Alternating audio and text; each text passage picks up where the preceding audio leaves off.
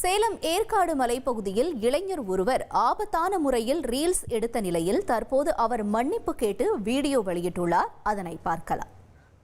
ஆக்சுவலா அது உடைக்கவே கிடையாது. அந்த ரிஃப்ளெக்டர் ஓரமா கடந்தது. அத நம்ம கூட ட்ரிப்பு வந்த நண்பர் ஒருத்தவர் எடுத்து கையில வச்சுக்கிட்டு ஆடிட்டு இருந்தாரு. அவ்வளவுதான். ஆடிட்டு திரும்ப ஓரமாவே போட்டாரு.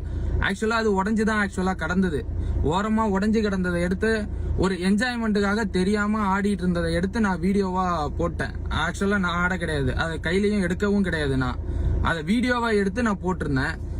அப்புறம் அந்த இடத்துல நின்று நாங்க ட்ரெஸ் மாத்த நின்னத அந்த நண்பர் தப்பா புரிஞ்ச சட்டையை கட்டிட்டு ஆடணும், ரேஷ் டிரைவிங் பண்ணோம், அந்த மாதிரிலாம் நாங்க எதுவுமே பண்ணது கிடையாது. அப்படி பண்ணிருந்தாலும் அது தப்பு தான். இத உடனடியா அந்த நண்பருக்கு சாரி சொல்லிக்கிறேன், தெரிவிச்சுக்கிறேன். நாங்க எதையுமே வேணும்னே செய்ய கிடையாது.